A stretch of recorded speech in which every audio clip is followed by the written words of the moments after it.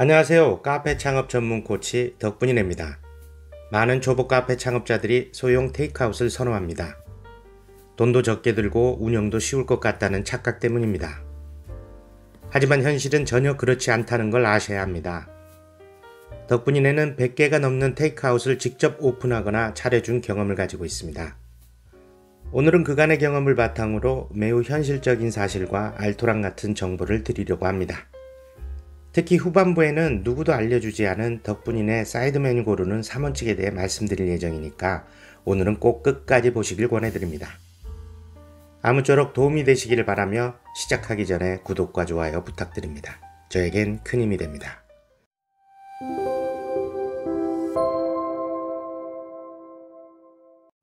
테이크아웃이란 개념은 1999년 스타벅스가 이 땅에 상륙하면서 알려지게 되었습니다. 사실 가지고 나간다는 의미를 가진 테이크아웃은 커피에만 적용되는 개념은 아닙니다. 미국의 소비 문화 중 하나의 형태인데요. 풀서빙을 받으며 홀에서 먹는 전통적인 레스토랑 개념과는 반대되는 것이라 할 수 있습니다. 현대인의 생활이 점점 바빠지면서 생겨난 미국식 실용주의 경향과 아주 잘 맞는 시스템이 테이크아웃입니다. 이런 태생의 이유로 인해 테이크아웃은 세 가지의 특별한 특징을 가지게 됩니다. 첫째, 셀프 서비스입니다. 직접 주문하고 직접 들고 가는 시스템을 말합니다.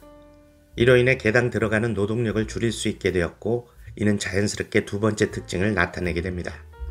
둘째, 가격이 싸다는 것입니다. 같은 음식이라도 풀서빙을 받으며 먹으면 당연히 비쌉니다. 우리나라는 서비스비가 메뉴 가격에 포함되어 있지만 미국은 따로 15% 정도의 팁을 줘야 합니다. 방식이야 어떻든 전통적인 식당 시스템보다 테이크아웃이 가격이 더 싸야만 하는 것은 합리적인 거라 할 수 있을 겁니다. 셋째, 빠르게 제공된다는 겁니다. 손님의 음식 섭취가 들고 나가서 하기 때문에 별도의 서비스가 필요 없고 지체되는 시간이 생기지 않습니다. 거기에 가격이 저렴하니 주인 입장에선 많이 팔아야 남는 게 있습니다. 그래서 테이크아웃은 박리담의 숙명을 갖고 태어난 시스템입니다.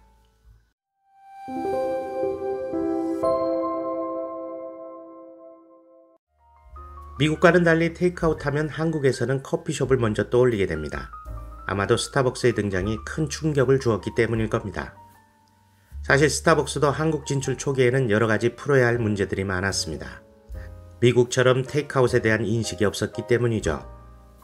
게다가 테이크아웃의 접근성을 높이기 위해서는 반드시 1층에 매장을 오픈해야 했는데 좁은 땅덩어리의 대한민국의 1층 임대료는 살인적이지 않습니까?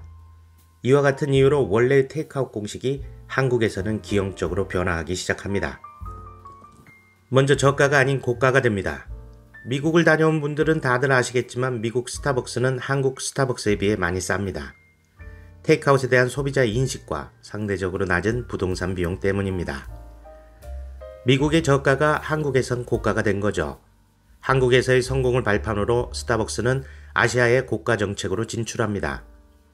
둘째, 소형이 아닌 대형이 됩니다. 원래 테이크아웃 카페는 클 필요가 없었습니다. 하지만 가격이 고가가 되고 손님이 홀을 이용하려는 관습이 쉽게 꺾이지 않자 매장은 대형화되고 가격은 더 올라가게 됩니다. 이때부터 원래의 테이크아웃 취지에 맞는 소형 저가 매장이 두각을 나타내기 시작합니다.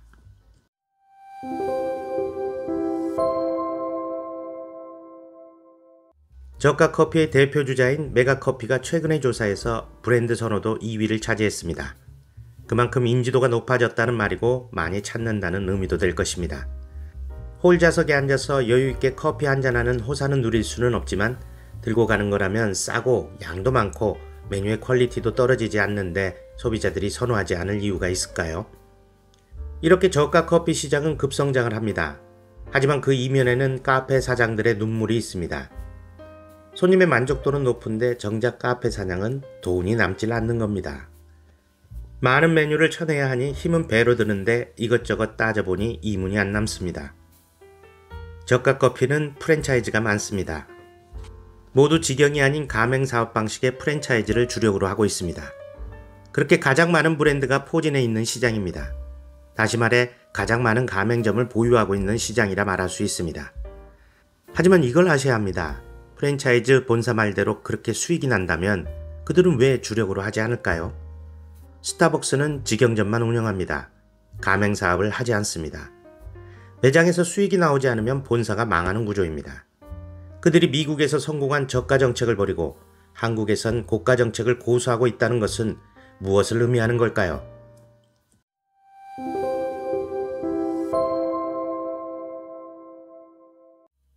테이크아웃은 상권이 매우 중요합니다. 이유는 간단합니다. 손님들이 그곳에 모여있기 때문이죠. 테이크아웃은 오프라인 영업입니다. 온라인 마케팅을 통해 내 카페까지 찾아오도록 유인하는 카페가 아닙니다. 대표적인 테이크아웃 상권을 들자면 첫째, 오피스 상권을 들 수 있습니다. 오피스가 운집해 있는 곳이나 대규모 지식산업센터가 있는 곳입니다. 쉽게 말해 출근하는 직장인이 밀집해 있는 곳을 뜻하는데요. 오피스 상권은 직장인의 생활 리듬에 따라 영업시간이 결정됩니다. 그래서 특별한 경우를 제외하곤 아침, 점심이 피크타임으로 이루어지고 저녁 일찍 문을 닫습니다. 둘째, 예전의 시내라 부르는 전통적인 상권입니다. 주의하셔야 할 점은 예전의 명성과는 달리 상권이 죽은 곳이 많다는 것입니다. 상권이 죽어도 임대료는 쉽게 떨어지지 않습니다. 같은 임대료를 내고 죽어가는 상권에 들어갈 수도 있기 때문에 구식 상권에 들어가실 때에는 더 많이 알아보셔야 합니다.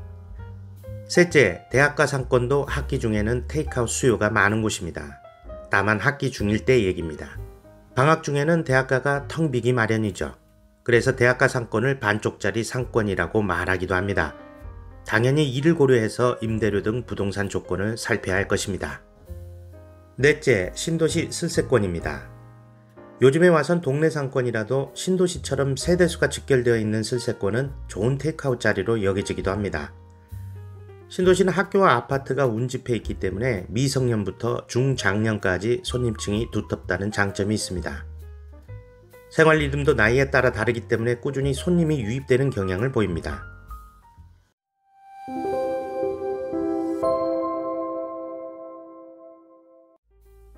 한국인의 커피 소비량이 하루 한 잔을 넘었습니다.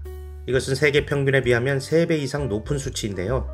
그만큼 지금의 한국인은 커피를 많이 마십니다. 많은 통계가 말을 해주고 있고 덕분이네의 경험을 통해 보더라도 테이크아웃은 아메리카노 판매율이 월등히 높습니다. 60%에서 많은 곳은 90%에 달하는 곳도 있습니다. 그래서 테이크아웃은 아메리카노에 최대한의 공력을 기울여야 합니다. 아메리카노가 맛있으려면 원두의 퀄리티가 좋아야 합니다. 흔히들 테이크아웃은 저가니까 원두도 단가에 맞추려면 싼 것을 써야 한다고 생각하시는 분들이 많은데 이는 아주 잘못된 생각입니다. 오히려 반대로 해야 하는 겁니다. 원두의 종류도 늘리면 늘릴수록 좋습니다. 테이크아웃 메뉴의 핵심은 우선적으로 아메리카노에 있습니다. 아니, 아메리카노의 원두에 있습니다.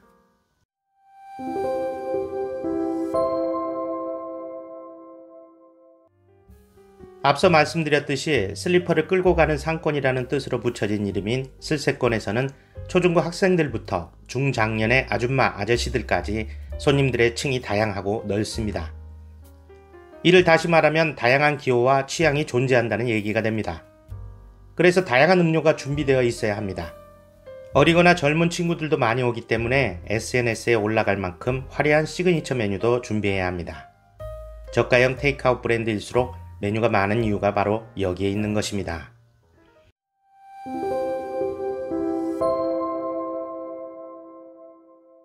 카페에서 사이드 메뉴는 빠져서는 안 될 일종의 구색 같은 것입니다. 덕분이네가 오랜 경험을 통해 얻은 사이드 메뉴 정하는 법을 오늘 알려드리겠습니다.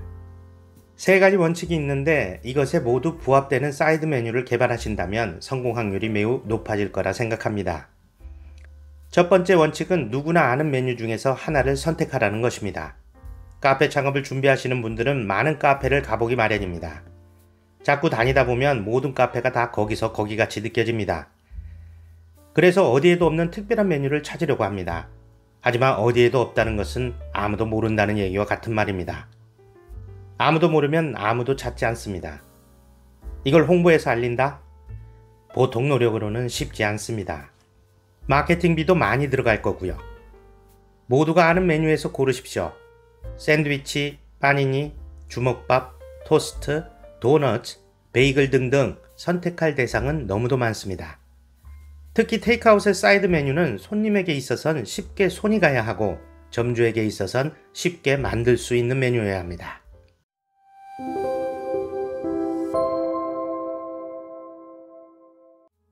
두 번째 원칙은 누구나 다 아는 그 사이드 메뉴를 흔하지 않게 만들라는 것입니다. 흔하지 않게라는 뜻은 속재료를 특별하게 만들거나 모양이 다르게 만들라는 의미입니다. 명동이나 남대문 시장에 가면 노점에서 파는 토스트나 샌드위치가 좋은 사례들입니다. 속재료를 특별하게 만든다는 것은 요즘 인기를 끄는 베이글 맛집의 파크림치즈나 메이클 피칸 같은 것이 되겠죠.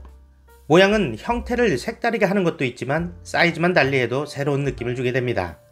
도너츠 사이즈를 크게 해서 왕도너츠라고 이름 붙일 수도 있을 겁니다. 결국 손님들이 이렇게 생각하도록 만드는 겁니다. 늘상 보는 샌드위치랑 다른데? 이렇게 되면 손님은 자신이 잘 아는 메뉴에 대한 친근감과 호기심을 동시에 느끼게 됩니다.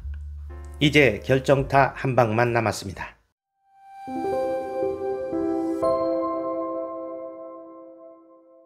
세 번째 원칙은 맛있게 만들어야 한다는 것입니다. 음식 솜씨 없다고 자신 없어 하실 필요는 없어요.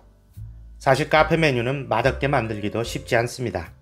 메인 음식과는 달리 맛있는 소스나 크림을 사용하기 때문인데요.